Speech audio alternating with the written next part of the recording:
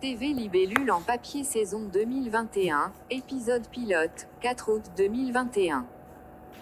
No One Saint Pédiatrix pavillon situé au-dessus des décharges qui abritaient autrefois des mineurs problématiques, qui auparavant avaient accueilli des combats de chiens illégaux hebdomadaires. Avant cela, le comté ne comptait que 150 lits d'hôpital psychiatrique. Peu de temps après la guerre du Vietnam, ses habitants voulaient remplir ce cratère massif avec quelque chose. Trash était une réponse raisonnable et rationnelle à l'époque. Les temps s'écoulèrent, avant qu'un long demi-siècle ne s'écoule. Comme prévu, cette parcelle considérée comme une propriété de rouille. Pendant des années, le comté a dépensé beaucoup d'argent et une main-d'œuvre laborieuse sans fin pour combattre, pour repousser les apparences flétries, mais n'a atteint que des frustrations. Pendant des années, les politiciens ont promis de s'attaquer à ce problème en tant que points focaux centraux pendant les campagnes, mais une fois élus, aucun politicien n'a jamais revisité cette question. Les responsables du comté ont offert cette parcelle de fléau gratuitement en échange de la continuité des embellissements de la région. Aucun intéressé. L'année où le président Reagan a été réélu, des groupes d'investisseurs et des entreprises de construction se sont aventurés et ont construit des pavillons médicaux multifonctionnels pour enfants à plusieurs niveaux. Après de nombreux retards et revers, il a ouvert ses portes et les affaires dans les cliniques pédiatriques ont prospéré. Dans son centre le plus situé, se trouvent des cliniques de pédiatrie, de psychiatrie et de psychologie. Les cliniques structurées selon un modèle cyclique.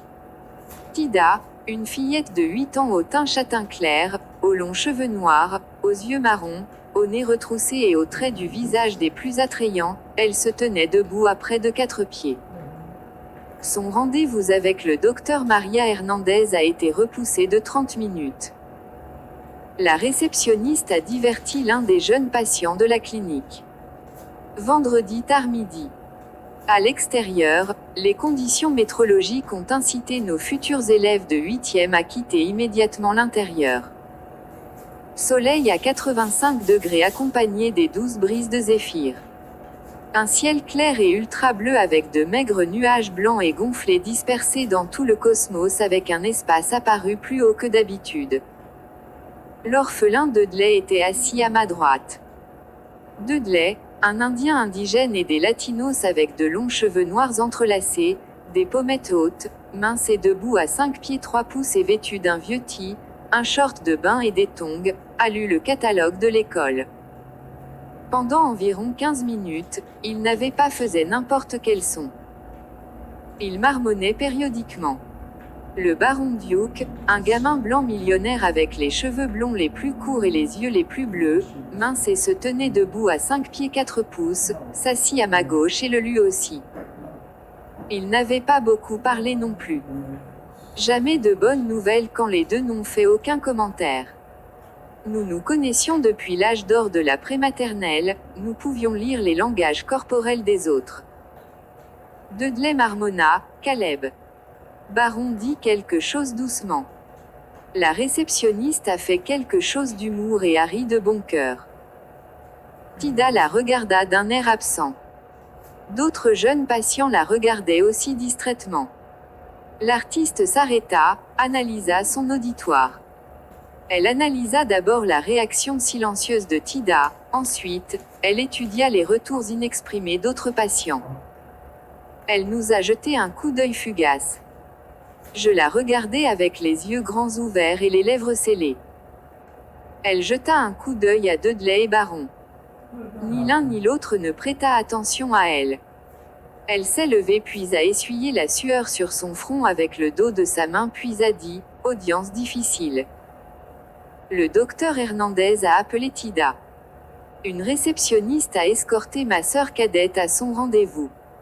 Samedi avant le début officiel de l'école, un groupe d'entre nous s'est réuni au parc aquatique Enchanted, entrée gratuite pour les élèves jusqu'aux lycéens. Aux entrées, nous faisions la queue aux côtés d'autres élèves d'autres écoles du district. Beaucoup d'étudiants et d'accompagnateurs remplissaient ces vastes espaces de stationnement. Des autobus scolaires, des fourgonnettes affrétées et d'autres types de véhicules ont également rempli ces places de stationnement. De plus en plus d'étudiants et d'accompagnateurs faisaient la queue à toutes ces entrées. Des bus supplémentaires, des voitures familiales, des fourgonnettes et des bus affrétés ont rempli tous les espaces disponibles et se sont déversés sur les zones herbeuses et les allées. Beaucoup de vélos et de planches à roulettes regroupés dans quelques zones les plus proches des portes d'entrée. Baron chaperonné sur limousine et majordome. Dudley et moi sommes montés sur nos vélos. Nous nous sommes rencontrés à l'arrière de la masse des gens. Nous nous sommes salués à coups de poing puis avons fait la queue derrière les autres. Nos autres camarades de classe étaient parmi d'autres masses d'amateurs du parc. Les conditions météorologiques les plus proches de l'acceptable, mais se sont rapprochées d'un territoire faisable. À 8 heures du matin, la température atteint 70 degrés avec un courant d'air modéré. Nuages matinaux dispersés dans l'atmosphère. Des brises soleil sont apparues dans l'hémisphère oriental. Là-bas, cette portion particulière était éclairée de couleur orange clair, il semblait qu'un feu de camp était érigé. Les mouvements et les bruits de bédlam des participants les plus animés venaient de toutes les directions. Les plus jeunes ont fait preuve de vitalité. Les plus âgés affichaient de la sérénité. Les chaperons ont démontré des capacités multitâches. Les employés de parc ont aidé et donné des conseils. Tout le monde de toutes les directions a contribué au pandémonium de mouvements et de bruit dans le parc aquatique enchanté.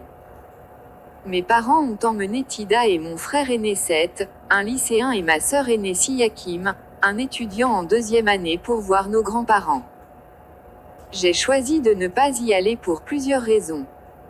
Toutes les énigmes morales de mes grands-parents ont évolué autour de Tida et moi.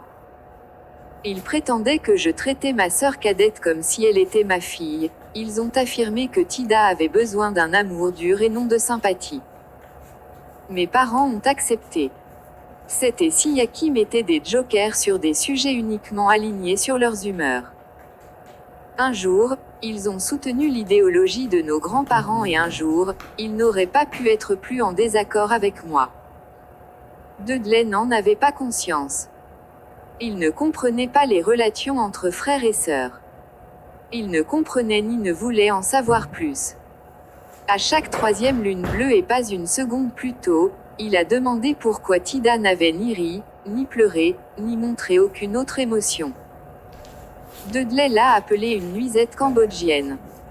J'ai choisi de ne pas répondre à sa demande. Baron a suggéré des assistants personnels pour Tida. J'étais coincé entre deux extrêmes et les deux proposaient des idées alignées sur leur perception de la vie. Dudley est né dans la pauvreté et sans antécédents familiaux. Baron est né dans la richesse et avec de solides liens familiaux. Dudley a conclu que le manque d'émotion de Tida était lié au manque de soutien émotionnel des parents. Baron a conclu que l'argent résolvait tous les problèmes. Les aides personnelles, les majordomes et les femmes de chambre avaient besoin de richesse. Depuis sa naissance, Baron était entouré d'aides personnelles, de majordomes et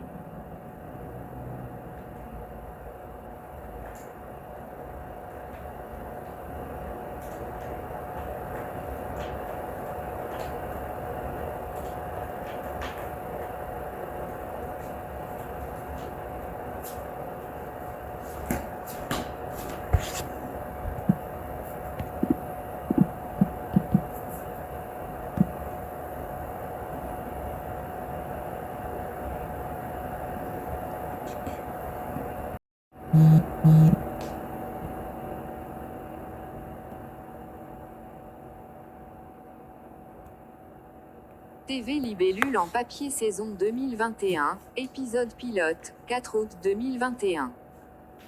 No One Saint Pédiatrix pavillon situé au-dessus des décharges qui abritaient autrefois des mineurs problématiques, qui auparavant avaient accueilli des combats.